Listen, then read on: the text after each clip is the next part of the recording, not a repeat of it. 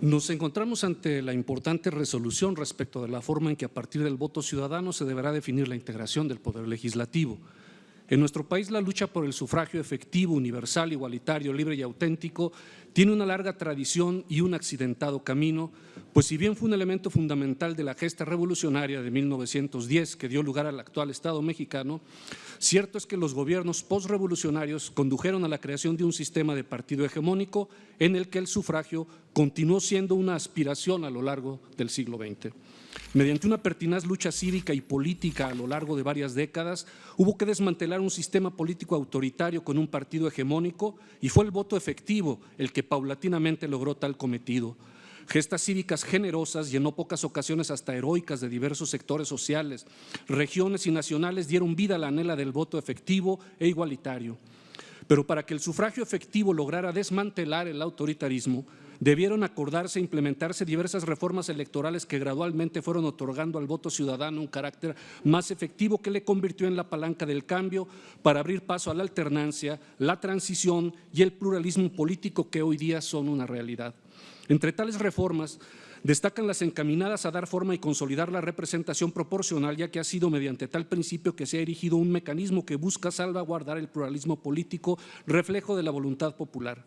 Las diversas reformas realizadas por el constituyente dan cuenta de su afán por ajustar continuamente los umbrales que impidieran un alto grado de sobrerepresentación de los partidos dominantes y garantizar así el pluralismo político en el órgano legislativo. En este acuerdo se debe tratar entonces de garantizar hasta el máximo posible los bienes jurídicos del sufragio efectivo, la igualdad del sufragio, la proporcionalidad y el pluralismo político de una manera armónica y progresiva. Es evidente que con la propuesta elaborada por la Dirección Ejecutiva de Prerrogativas y Partidos Políticos y aprobada por la comisión correspondiente, la cual realiza el cálculo tradicional de la fórmula para la asignación de diputaciones de representación proporcional, es imposible no observar que existe una discrepancia real entre la voluntad ciudadana y los espacios asignados a cada fuerza política.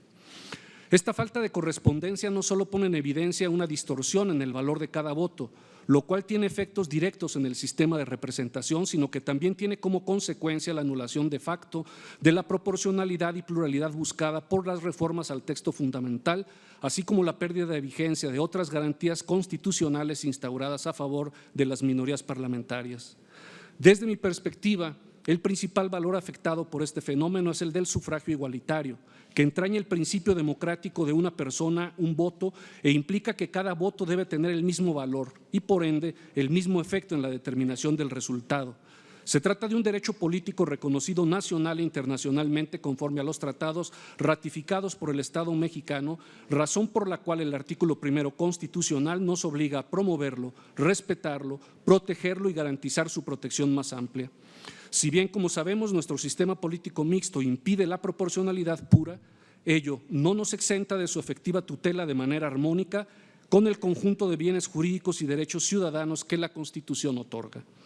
Ello obliga y habilita directamente a este órgano a buscar permanentemente la maximización de los derechos políticos de la ciudadanía. En tal sentido, encuentro diversas resoluciones de la Suprema Corte de Justicia y de la Sala Superior del Tribunal Electoral, como la acción de inconstitucionalidad 6/1998, la jurisprudencia 7098, el sub-CDC 8/2015 y los sub-REC 1320, 886 y 934, todos del 2018, con fundamento en los cuales advierto que en los casos en los que se aprecien violaciones claras a los principios de proporcionalidad y pluralismo político, no solo es posible, sino que es nuestra obligación garantizar los derechos de la ciudadanía y la salvaguarda de los valores constitucionales en riesgo. Tal era el sentido de lo argumentado aquí mismo en esta mesa hace precisamente 9 años por el representante de Morena ante este Consejo, Horacio Duarte, cuando en aquella elección del 2015 solicitaba a esta autoridad, y cito, hacer una valoración en términos de lo que significó una coalición, si bien parcial, es una coalición que ahora será sobrerepresentada en la Cámara de Diputados, hasta aquí la cita, para impedir que los entonces partidos coaligados, el Partido Verde y el PRI, estuvieran sobrerepresentados como coalición. Se han escuchado muchas ideas para mitigar el fenómeno de sobrerepresentación que considero no viables constitucionalmente, como la que solicita que la asignación se realice considerando a las coaliciones como una sola fuerza o partido, toda vez que ya existen expresos pronunciamientos jurisdiccionales de la Sala Superior del Tribunal donde señalan que la verificación de los límites de sobrerepresentación solo se aplican a partidos y no a coaliciones. Sin embargo, me enfocaré en la propuesta de la consejera Zavala, respecto de la cual observo tiene una lógica distinta y quizá no antes advertida, relativa a la base a partir de la que se calcula el 8%. Tal consideración no ha formado parte de algún pronunciamiento jurisdiccional, tampoco se contrapone con algún acuerdo previamente aprobado por este Consejo para el proceso electoral e incluso complementa el de afiliación efectiva aprobado en 2021 y que atajó uno de los factores de distorsión de la voluntad popular sin ser suficiente para atemperarla del todo. Nos enfrentamos ante una desigualdad severa que produce la aplicación del mecanismo de asignación de la manera tradicional, al ser una de las ocasiones desde la reforma del 96 en la que los votos tienen un valor tan diferente, lo que conduce a una conformación de la Cámara de Diputados que no cuenta con el respaldo correspondiente en las urnas. Situación que nos hace considerar si el 8% al que se refiere el 54 constitucional consiste en sumar 8 puntos directamente y por igual a todos o debe obtenerse respecto del porcentaje de la votación nacional emitida de cada partido, lo cual resulta más equitativo y acorde al principio de proporcionalidad.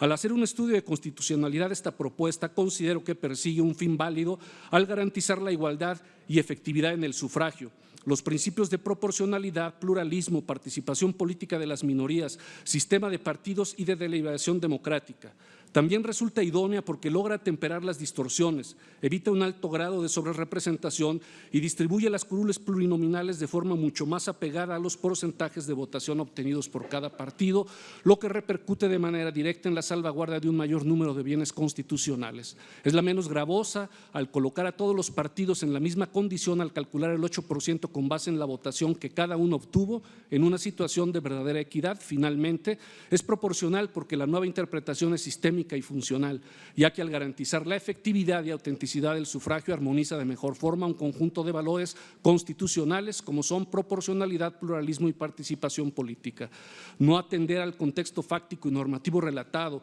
o bien no aceptar la revisión de la aplicación del mecanismo resultaría más dañino que las posibles vulneraciones de los principios de certeza y seguridad jurídica que pueden aducirse, mismos que en mi óptica no se verían gravemente afectados porque no hay acuerdo aprobado que explique expresamente la forma de calcular el 8%, no encuentro un impacto que hubiera tenido el conocimiento previo de este nuevo criterio en el desarrollo de las campañas o estrategias electorales de los contendientes y especialmente porque en ningún momento formó parte de las reglas del juego una desigualdad en el valor del voto de la ciudadanía en que la asignación de diputaciones de RP tuvieran una simetría tan marcada con respecto a la votación depositada en las urnas.